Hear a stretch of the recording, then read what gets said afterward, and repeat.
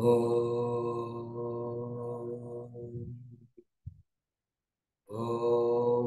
सहना भवतु सहनौ भुनक्तु सह वीर्यङ्करवावहै तेजस्विनावधीतमस्तु मा विद्विषावहै।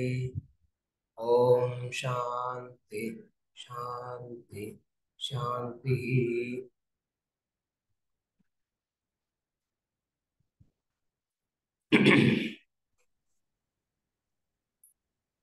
So there are some questions. I'll share the screen. Yeah, yes.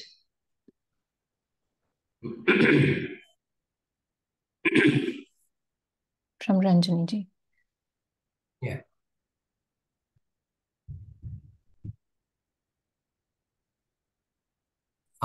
Context. FHI, chapter 4, lecture 37. Right.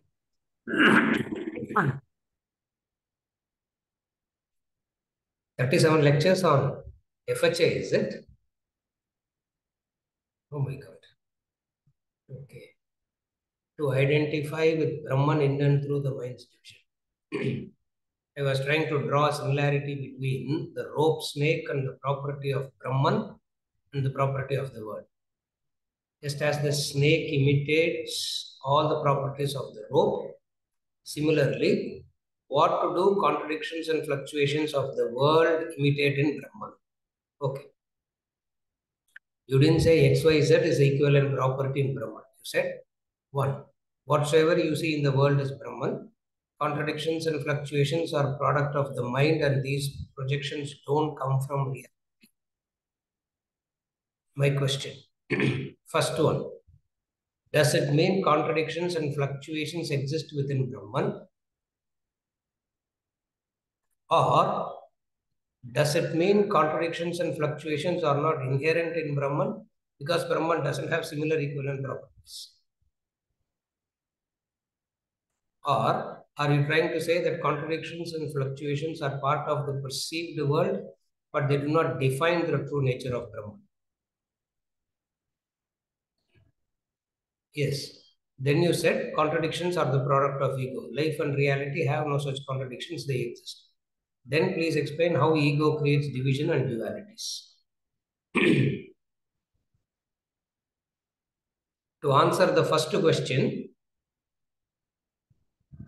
contradictions, the third point is the answer to the first question.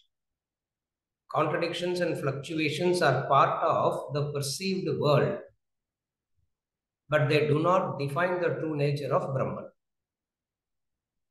Contradictions and fluctuations are part of the perceived world. They do not define the true nature of Brahman. It is perfectly correct. You got it rightly. When you said Brahman encompasses all, including these fluctuations, but is not limited and bound by them. Correct. Correct.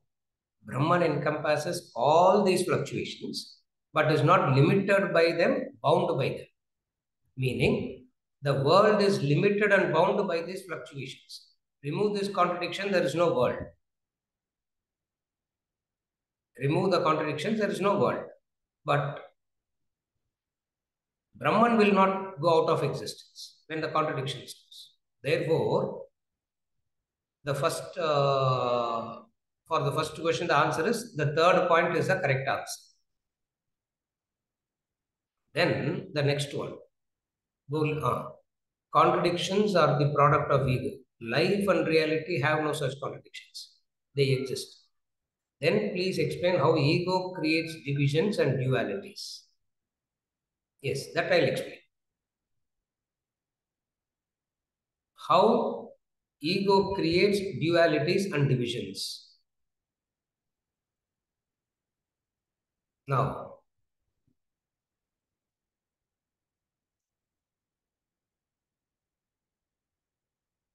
contradictions is a perception of human mind. Again, I repeat. Contradictions are perception of human mind. In reality, there is no contradiction. It's a harmonious coexistence. The human mind has its own pattern of logic and reason. Again, I repeat. The human mind has its own pattern of logic and reason and expectations.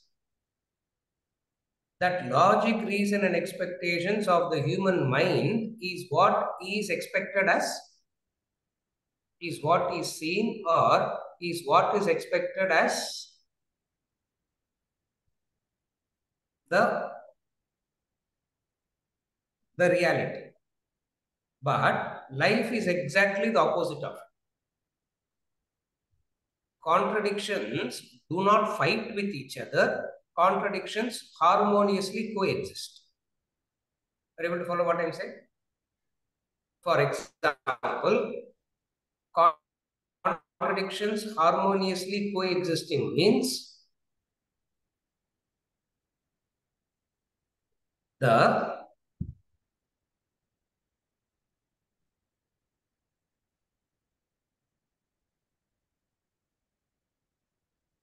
summer and winter harmoniously coexist. Drought and rain harmoniously coexist. Coexist doesn't mean it will be together at a point of time. At any given point of time, there will be only one. Again, I repeat. At any given point of time, there will be only one. Either it will be rain or drought. Either it will be summer or winter at any given point of time. But to look at life at a given point of time situation is a very wrong approach to life. If you look at life wholly, fully, then what do you experience? What do you see in life? Birth and death coexist. If we were to ask you, moment after moment, are you living or are you dying? What you will answer? If we say, every moment, are you living or are you dying? It is both. You are living at the same time, dying also. How can an entity be living and dying at the same time? Logic says either you are alive or dying. Vedanta comes and says, no, no. The reality of life is not according to our human logic. It has its own way of functioning. What is its own way of functioning? There is a harmonious coexistence. You follow what I'm saying? From that angle, from that angle, we say life is a harmonious coexistence of contradictions. Contradictions is nothing but another word for opposites. Pairs of opposites, you can say. Pairs of contradictions, you can say. You follow again. Opposition, pairs of opposite is, contradiction is a synonym of opposite. Do they coexist or do they, one follows the other? Again, I repeat. Do they coexist or one follows the other? One follows the other in a given point of time, one follows the other. If you take an overall picture, both coexist. Are you able to follow?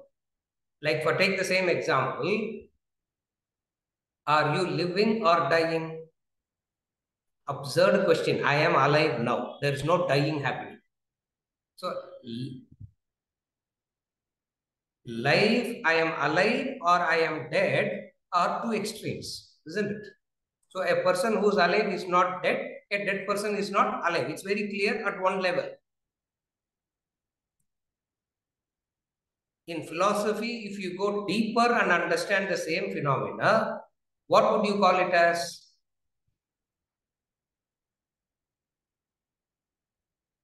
It is living and dying at the same time. When we say it is living and dying at the same time, you are looking at it from a total perspective. Are you able to understand the difference? If you see it at any given point of time, it is only one, either alive or dead. But if you take an overall perspective and see, it is both. You follow? So, when we say life is pairs of opposites, ego creates it. That's the statement. Ego creates it.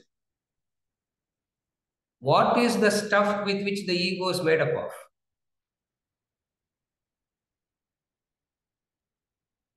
What is ego made up of? The pair. What is the pair with which the ego is made up of?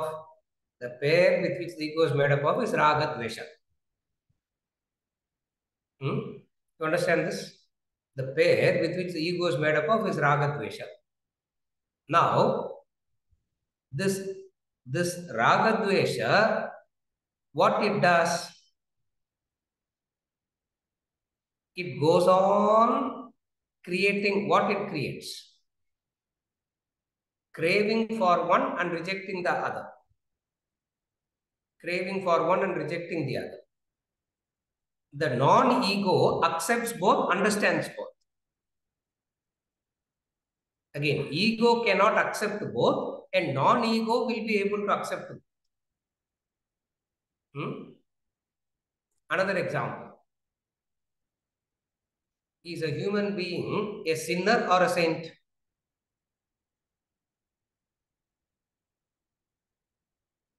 All of us sitting here. Okay, exclude me, Vijay. என்ன அந்த லிஸ்ட்ல சேர்க்காதப்பா. Correct, do I belong to the same list or no? So, are we sinner or saint? It's both. It is both. Are you able to follow? When you look at the overall picture, it is both. But the ego can never look at the overall picture. The ego can only look at one side of it. When you look at one side of it, you have to necessarily divide it as sinner and saint and reject the sinner and hold on to the saint. But nevertheless, a human being is a combination of both. Are you able to follow? Now, human being is a combination of both. The ego fights with it, holds on to one and rejects the other. That's what the ego does. Again, I repeat, it exists. What the ego does, it fights with it. It fights with one and be in relationship with another. This is how both keeps happening simultaneously. You follow? Therefore,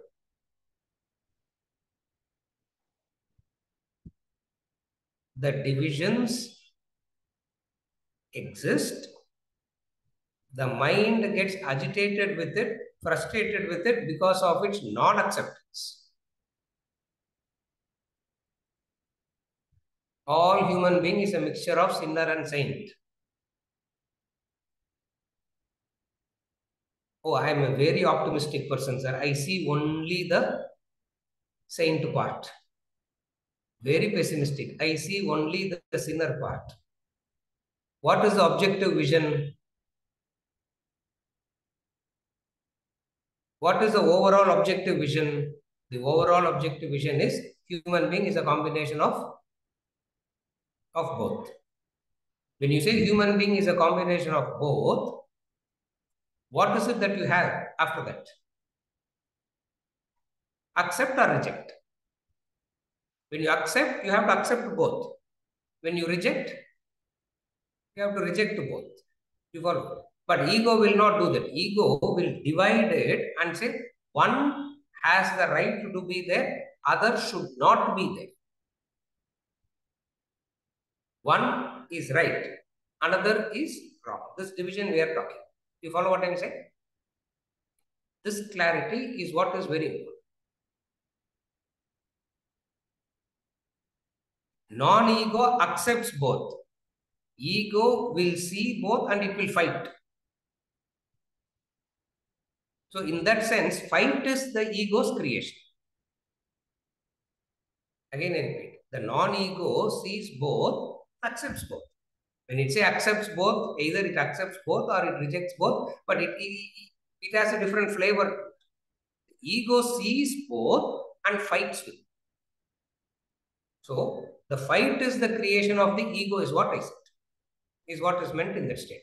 The fight is the creation of the ego. What is the fight? Sinner versus saint. You follow? Is it answered? Yeah.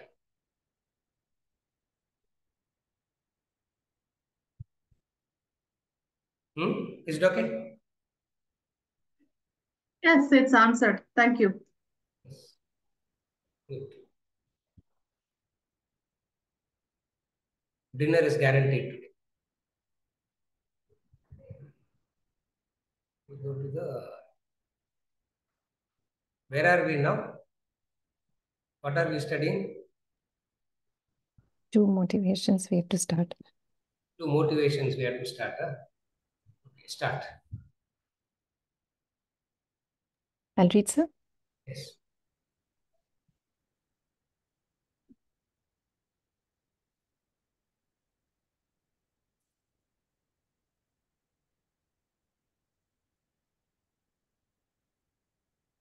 The 2 motivations.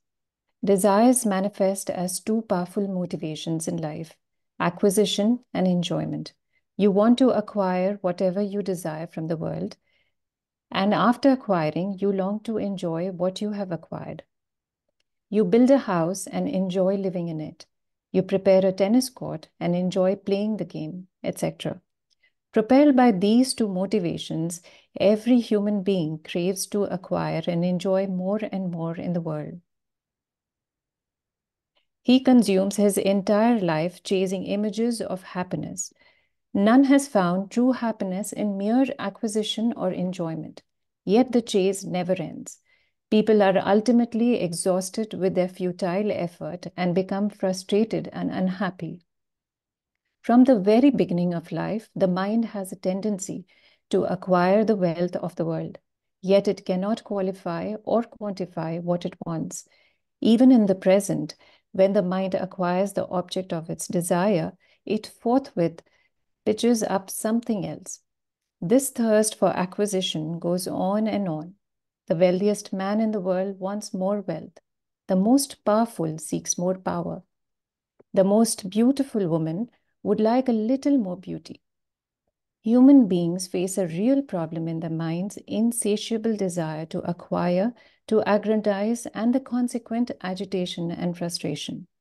The thirst can never be quenched by sheer acquisition of whatever the mind demands. Neither can the problem be solved by surpassing the desire for acquisition. In fact, there is no taboo to acquisition. You are advised only to control, regulate the mind's indiscriminate craving for acquisition. The second motivation is the desire to enjoy what has been acquired. Here again, there is no objection to enjoyment. You are not to refrain from enjoyment, what the world offers you, but to restrain, control your indulgence in them. The unrestricted craving for enjoyment agitates the mind and ruins your peace. You suffer. Also, you enjoy objects or beings only when you exercise voluntary regulation and moderation. If, however, you do not exercise control and plunge into indiscreet indulgence in sensual enjoyment, you lose the charm of it. You cannot enjoy it anymore. Unrestricted indulgence kills the enjoyment that you seek. In truth, there is no joy content in the objects and beings of the world, but it is extremely difficult, nay impossible, to convince the layperson that the world cannot provide the enjoyment he seeks from it. He goes to an ice cream parlor and orders Belgian chocolate. He enjoys it. He goes to a bar and orders a peg of Blue Label scotch and revels in it. How can he be convinced that there is no joy content in them? Yet the truth remains that none can find enjoyment in the external world. The following example can perhaps help you examine the veracity of this statement. You sit out in the garden with your family on a full moon night. You enjoy the beautiful moonlight. The uneducated believe that the moon produces light. Just think, does the moon actually produce light? Does it have light in it per se? No, not at all. Yet some believe that the light comes from the moon. Educated as you are, you know that there is no light in the moon. Whatever arguments you put forth, the ignoramuses can never accept that there is no light in the moon. They see the light coming from the moon. They experience it. They enjoy it. So it becomes impossible for them to conceive that the moon has no light in it. Similarly, the masses lack the wisdom to accept the truth that there is no joy content in the world. Their argument is similar. They can perceive the joy in the sense objects and argue that they gain enjoyment out of them. Hence, they can never accept there is no joy in the external world. You may likewise hold on your views, but just ponder over the moonlight example.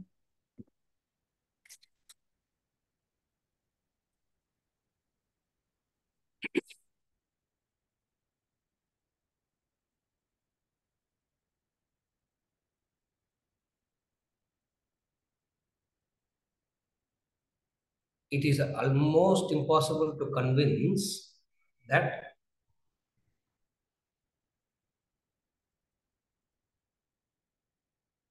acquisition and enjoyment need not be the motivation for life.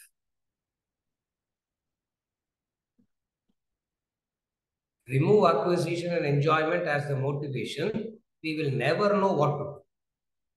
Meaning, there will not be a driving force for action itself. There will not be something that is motivating us to do anything.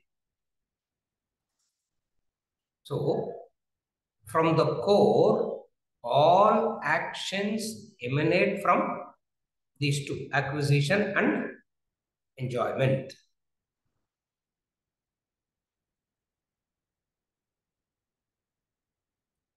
Acquisition and enjoyment again comes from what?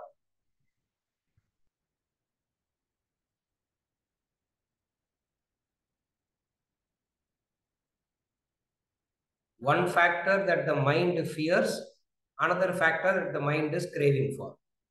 Two things. One factor the mind fears, another factor the mind is craving. What is it that the mind fears and what is it that the mind craves?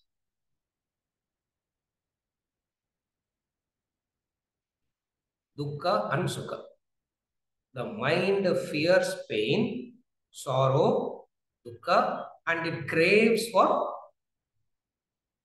joy, pleasure, happiness. This being the two things, the mind believes that acquisition removes the pain part and enjoyment comes from the direct part.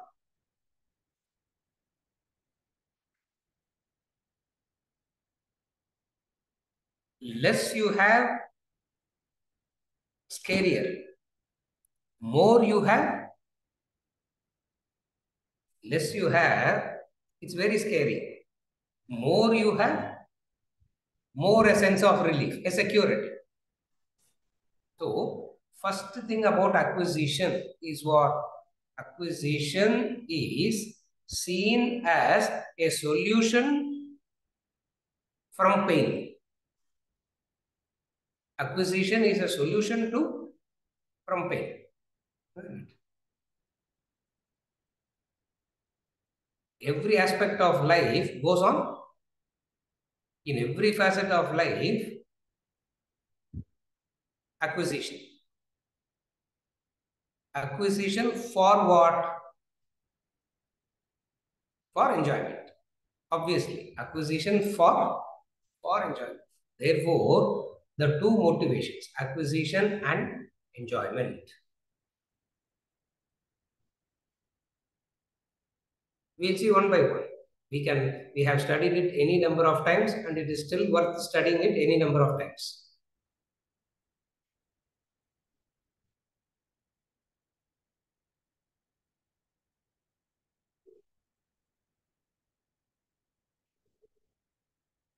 Acquisition springs from a deep sense of fear, insecurity.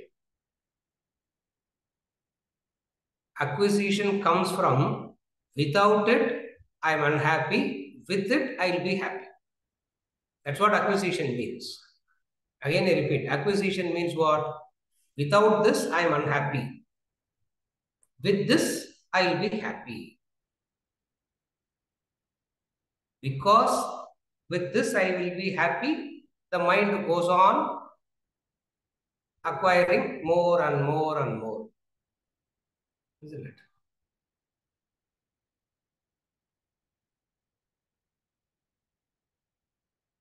I came for a discussion here with one of the persons. I'm sitting in his office and doing the class.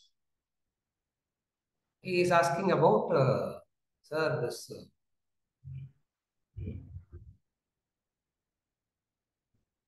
Shankara Bhashya is very, very important to know. I said, why only Shankara Bhashya is very important? All the Bhashyas are very important. Acquisition. Somewhere down the line, acquisition will continue in some form or the other. The object of acquisition will differ, but the acquiring mode will not change.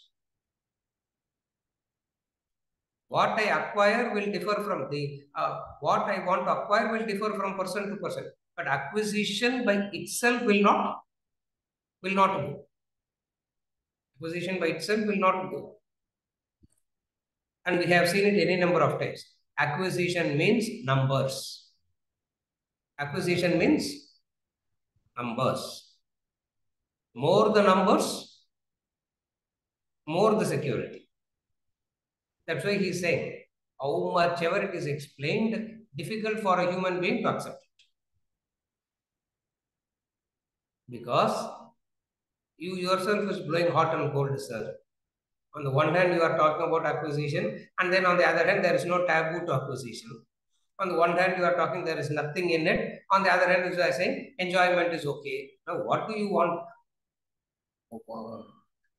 What is it that is being said? Acquisition is a taboo. People cannot digest it. Therefore, it's okay. It is like telling the patient, it's okay, little bit you have here and there. Because the person is not yet mature to understand it right. The moment the right understanding comes, what is the knowledge? Get rid of the craving for acquisition and then acquire. First, again I repeat. Get rid of the craving for acquisition and then acquire. Now, when you get rid of the craving for acquisition, why will you acquire itself in the first place? Acquisition is only for Vyavaharika, is only for transactional purposes. Acquisition is. Your mental stability and peace and security doesn't come from that. So when they say acquisition is not a taboo, what it means is this. For worldly transactional purposes, acquisition is necessary, isn't it?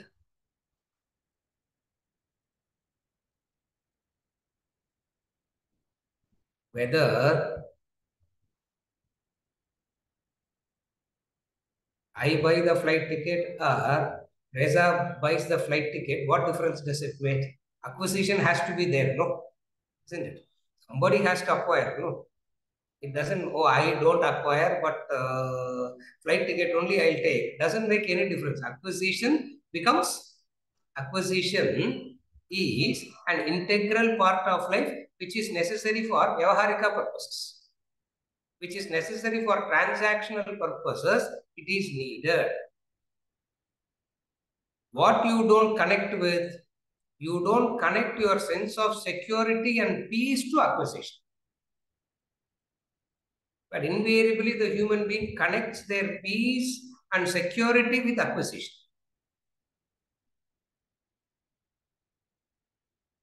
Pratipaksha Bhavana, Bhajagovindam, helps us to overcome that. That's why Pratipaksha Bhavana is done in Bhajagovindam. So much to get rid of the dependency on acquisition for mental stability.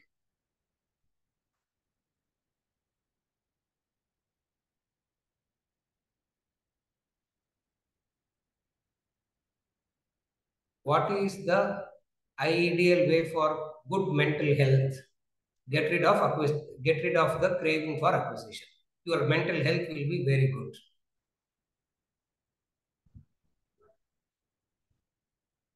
Will anybody accept it? Will anybody understand this? Again, I repeat. People come and ask mental health. No? What is the right ideal way to have mental health? Get rid of acquisition. Get rid of the craving for acquisition. You will be mentally all right. Your mental health will be all right. The human mind will turn back and say, no, no, no. I will continue to have the spirit of acquisition. I will maintain the craving for acquisition and still be peaceful. How is it possible? For which Vedantic answer is, it is not possible.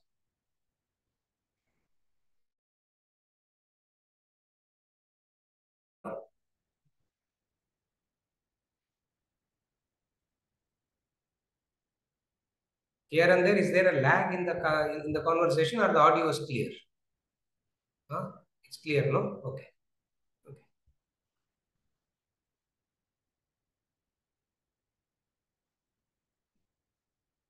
Before I started the class, I told all the people in the organization, switch off your computers. Before I started, I said, Wi-Fi speed you have to check. I checked the Wi-Fi speed, so slow it was. I said, all of you switch off, then only I'll get some speed.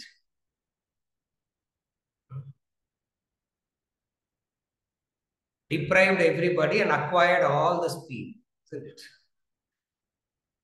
Deprived everybody, acquired, and all of them said, thank you, sir, and they all left.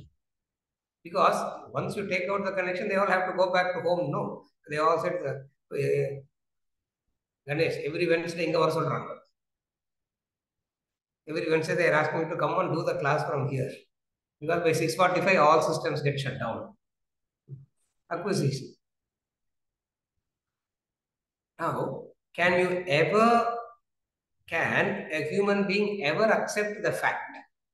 Can a human being ever accept the fact that acquisition is not the problem, dependency on the acquisition is the problem? Is acquisition a problem or dependency on the acquisition the problem? Vedanta comes and says, dependency on the acquisition is the problem.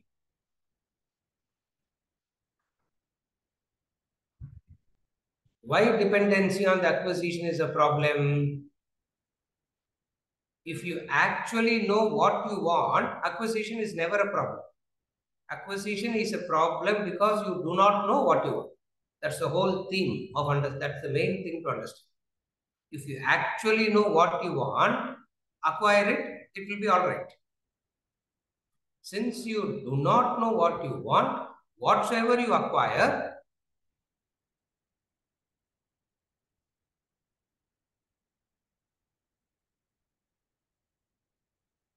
your mental state will remain the same. Remember the example, it's like catching air. You try to catch it. You try to catch it. You try to catch it. When the fist is closed, it looks like you caught something, isn't it? And you open the fist, then only you know nothing is caught. Catch it. Looks like something is. So, in reality, what is the acquisition? Acquisition is a human weakness. Acquisition is a human weakness. What is that human weakness for?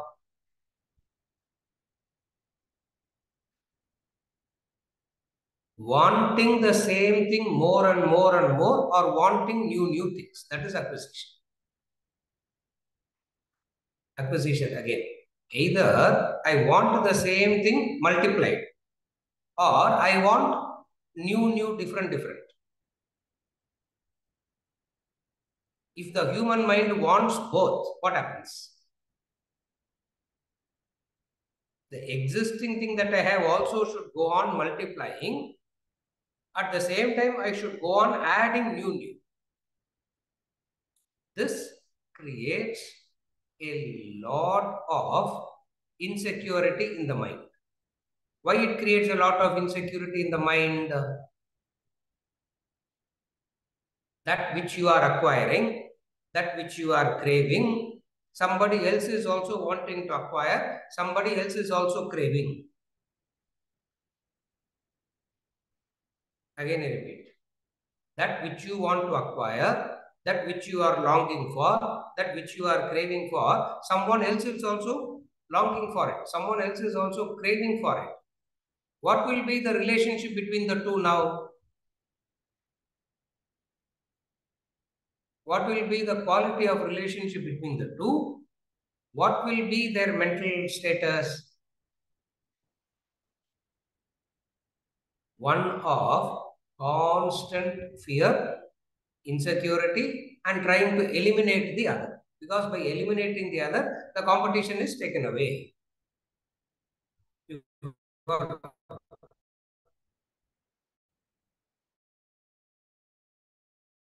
Enjoyment now. Enjoyment is a temporary satiation of the senses. What is enjoyment? Enjoyment is a temporary satiation. Having gotten the temporary satiation, greed. Having gotten a temporary satiation, greed starts. What is greed? Wanting more enjoyment from the same object or being. That is greed. First, you experience some enjoyment. Again, I repeat. First, you experience some enjoyment. And then, having experienced some enjoyment, what does the mind do?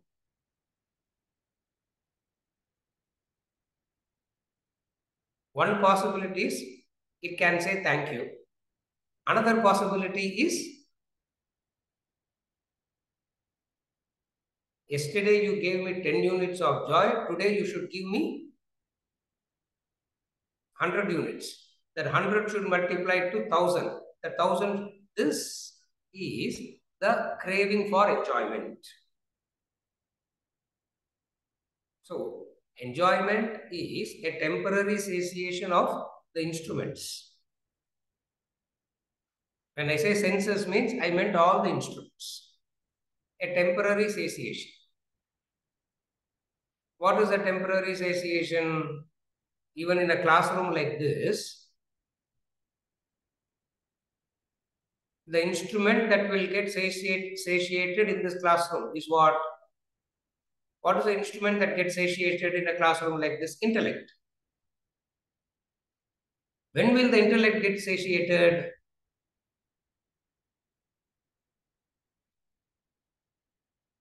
Supposing if it is a verbatim repetition of the previous class, how it will be? Versus some new coining of terms, connecting something new. Good. So, enjoyment. What is enjoyment? Enjoyment is a satiation experienced by the instruments for a temporary period of time. Having experienced this satiation for a temporary period of time, craving for enjoyment means wanting it more and more and more. The moment you want it more and more and more, what happens? More you want, more you contact. Ironically, what happens? More you contact, less the joy it is.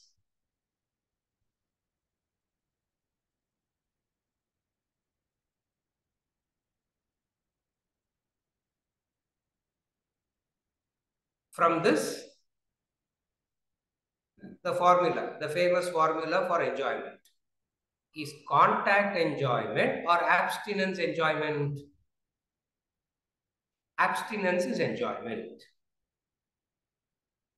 Is contact enjoyment or abstinence enjoyment? Abstinence alone can be enjoyment because the definition of enjoyment is a temporary satiation. So a period of starvation is required for the next round of enjoyment to come. So abstinence, minimal contact. Abstinence, minimal contact is enjoyment. But what does the human mind does? As I said in the beginning, having tasted a little bit of enjoyment, it wants to contact it more and more and more so that it can get more and more and more joy. In that bargain, what happens? The senses also, the instruments also loses the vitality. The object throws up its hands and says, how much can you squeeze me? Remember the sugarcane juice machine in India? You know how they do that? First they'll put it, isn't it? Juice comes. Third round, it will be like paper it is. You know that, no?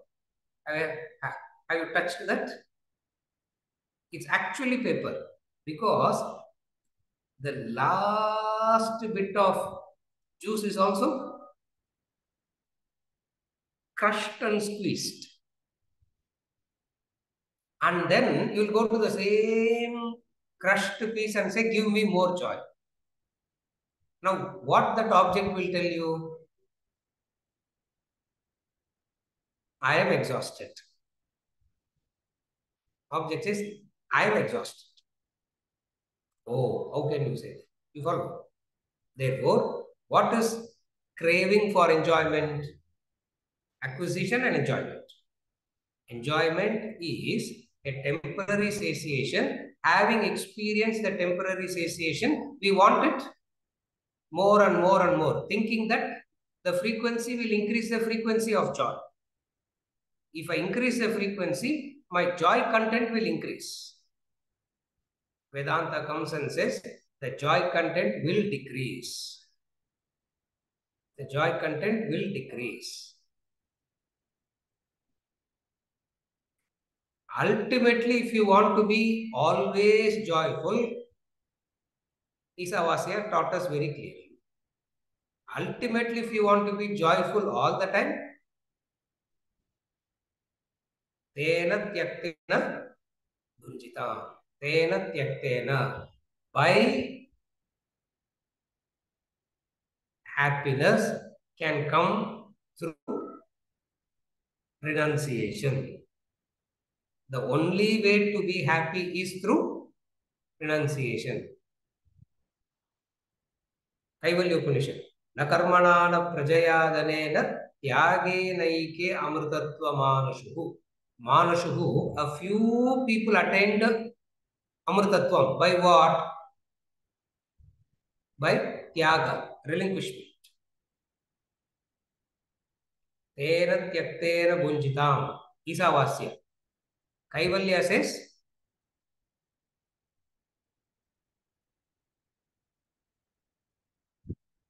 Tyagena eke. Tyagena eke means Tyagena eke. Only by. There is no other method. But the very idea of giving up is frightening. Why? Because connected to the previous acquisition. If I give up, the emptiness will be experienced. The loneliness the emptiness. So giving up makes the mind believe that it will go back to emptiness and loneliness.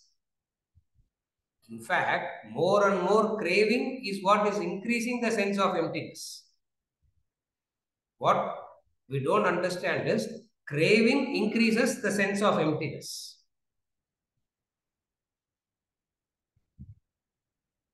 Therefore, in Vedanta, the process is reversed. What is the reversal process? Don't crave. Craving is an insatiable longing. Craving is an insatiable longing. And very difficult to accept the truth. What is the truth? Remember that example, the famous example. There is no light in the moon. There is no light in the moon. There is no light in the moon. Somebody is saying there is no light in the moon, but I am seeing light in the moon. What to do now? Somebody is saying that there is no light in the moon. Okay, their logic and all seems to be correct. But how can I deny my pratyaksha pramanam? Because your pratyaksha pramanam says there is joy. Are you able to follow the difficulty now? The difficulty in accepting this is your pratyaksha pramanam says there is joy. Your pratyaksha pramanam says there is light in the moon. What is the closest to you? Your pratyaksha pramanam. That's why we say, I have experienced it, sir. Experience means your pratyaksha pramanam. Because I have experienced it, therefore it is correct. What is correct?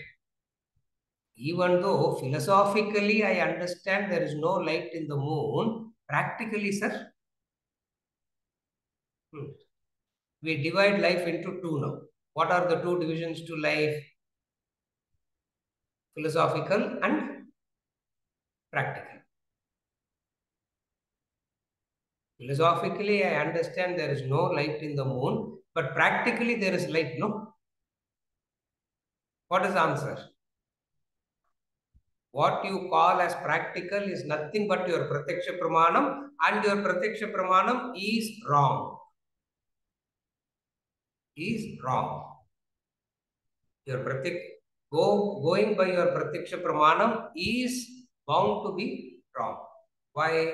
Because your pratyaksha pramanam goes with a predetermined approach to life. What is the predetermined approach to life? Two motivations: acquisition and enjoyment. Removing the pratyaksha pramanam means approaching life not with a predetermined approach but objectively. And when you approach it objectively, you understand the difference. What is the difference? Acquisition and enjoyment is like chasing the horizon. It looks like it's there. You move 10 steps towards the horizon. What happens? That recedes back by 10 steps. It means the distance between you and the horizon is always the same. But it looks like it's there. It looks like it's there. It looks like it's so close. It looks like you can catch it. The Pratyaksha Pramanam says it's very close. Just one more step. Go for it. You will get it. The Pratyaksha Pramanam says, go for it. It's just one more step. One more step. Shastra comes and says what? Vedanta comes and tells you what? What is there in front of you is not actually there. Again, what is there in front of you is not actually there. Therefore, do not get carried away by that. Do not get carried away by that. You follow? This is how we understand the acquisition and enjoyment. I am not going into the detailed elaboration of acquisition and enjoyment because Bhajagovindam, we are studying it. In Bhajagovindam, he is giving it an opportunity word by word to explore it. So, since we are doing that exploration, here I am quickly summarizing it in the way in which it is discussed. But actually, acquisition and enjoyment is the entire theme of Bhajagovindam itself. The theme of Bhajagovindam is concise acquisition and enjoyment. There we studied a lot about acquisition and we studied about a lot about enjoyment. Kanchana and Kamini. Kanchana is acquisition, Kamini is enjoyment. Kanchana is only for the sake of Kamini. Acquisition itself is only for enjoyment. Supposing if they say you go on acquiring, but you cannot enjoy, who will want it? Isn't it? You acquire, ownership must be given to you. You acquire, and then if life says you are only a trustee, how you will feel? To that which you have acquired, if the knowledge comes and says, what you have acquired, you don't own it. This is how you overcome acquisition.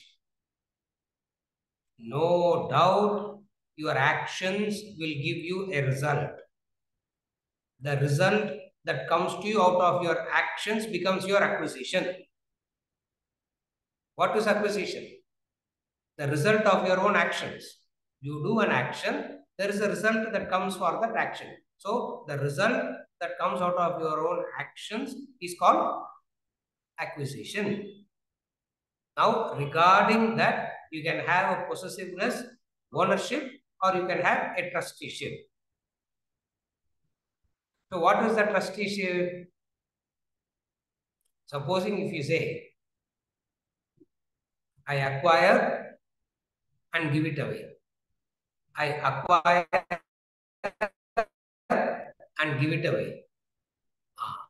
That is the life of a spiritual seeker. That is the life of a Brahmana. Today, don't worry, there is no Brahmin and all.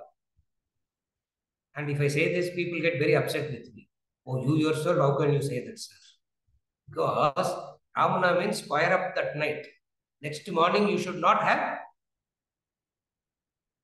And here the Brahmanas acquiring for 5 generations. And then what Brahmana is? Are able to follow? There's no Swamiji's example.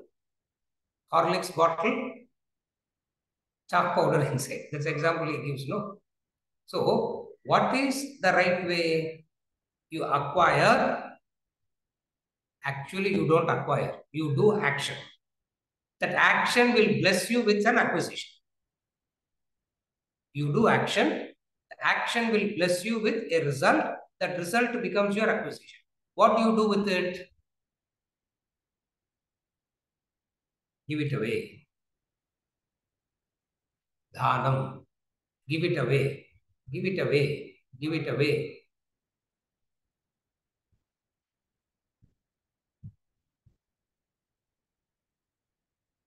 And in that giving away, there is joy. In that giving away, there is joy. Again, I repeat. In that giving away, there is joy. What is joy in giving away?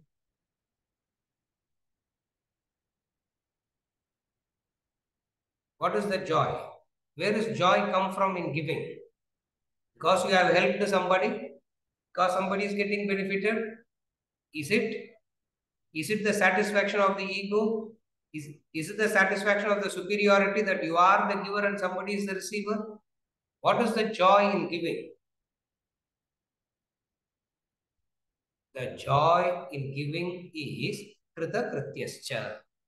You are doing that which you ought to do. Again, I repeat. What is the joy in giving? Tena tyaktena bunjita. That is tena tyaktena bunjita. What does tena tyaktena bunjita means? The joy, the satisfaction, happiness that comes from doing that which you ought to do. You do that which you ought to do. Since people don't have this mental courage, mental strength,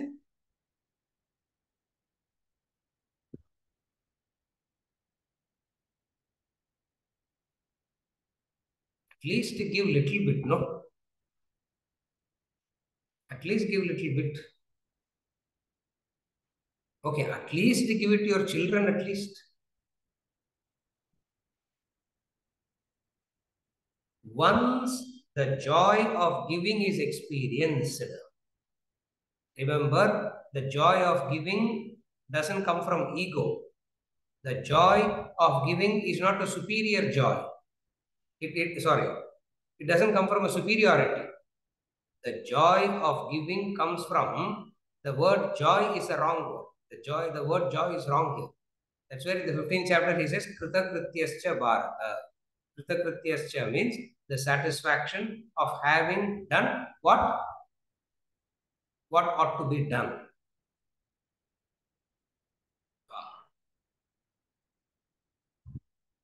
That is not craving for enjoyment.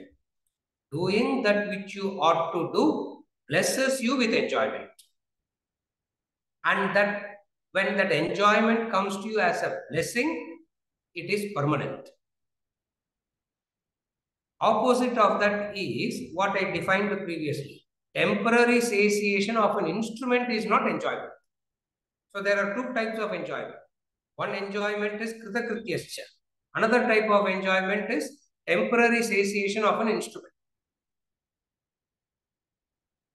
In Vedanta, when we talk about enjoyment, we are talking about the kritakrityascha type, not the temporary satiation of instrument.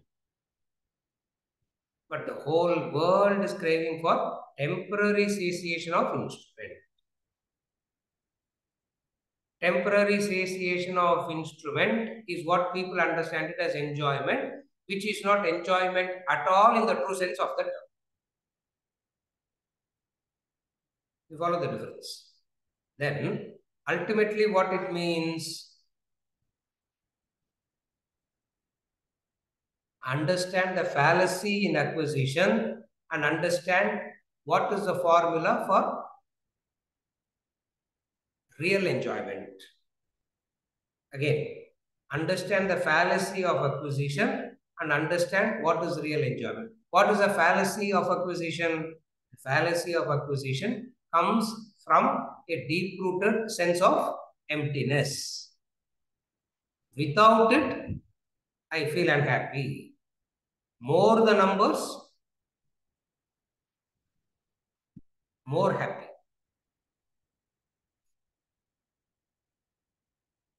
Whenever a new session, a new thing, people used to ask, even today, how many people came, sir? I said, what difference does it make? I am worried about of the 5 who understand is my problem. How many come is not my problem. So even here, the acquisition only. Able to follow. So how many comes? I said, I don't count at all. I don't bother. Because I am searching for somebody who understands. So everywhere, the mind goes by acquisition. Why? Because more the numbers, more I feel I'm doing it rightly. Remember, conviction should never come from the result. Conviction that you are doing the right thing should not come from the result. Conviction that you are doing the right thing should come from the doing. Again, I repeat, that is a fallacy in acquisition. What is a fallacy in acquisition? Conviction that I did the right thing comes only from the result. Oh,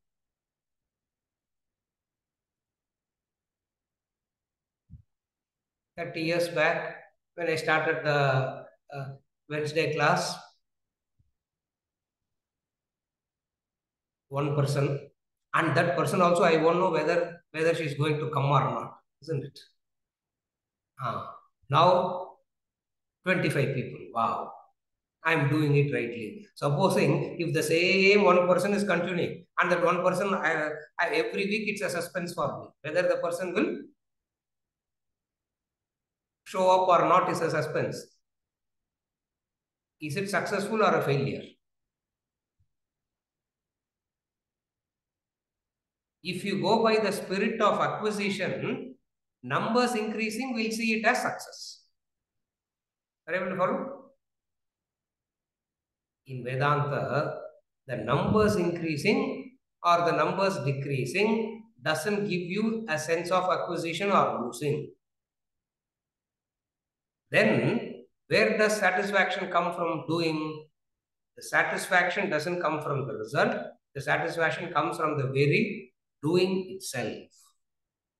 Those who have found the satisfaction in the doing will be able to have the prasada buddhi. If you have not found the satisfaction in the doing, prasada buddhi is very difficult. That is fallacy as far as acquisition is concerned. What is enjoyment? The fallacy of enjoyment. Not the temporary satiation of an instrument. It's not the temporary satiation of the instrument. Enjoyment doesn't come from the temporary satiation of the instrument. Then, where is enjoyment? The fellow says, I have already found it. Why am I searching for it separately? Because the happiness is found where already? Happiness and satisfaction is found already in the Kritakrityascha. Since happiness and satisfaction is found in the Kritakrityascha, there is no separate enjoyment. So, doing and enjoyment is together, is the formula for mental health. This is the topic, acquisition and enjoyment. Are you able to follow the formula? This is the formula for this is what is talked as acquisition and enjoyment. For which the example is moonlight. If doing can give happiness, sir, we are all doing so many things already.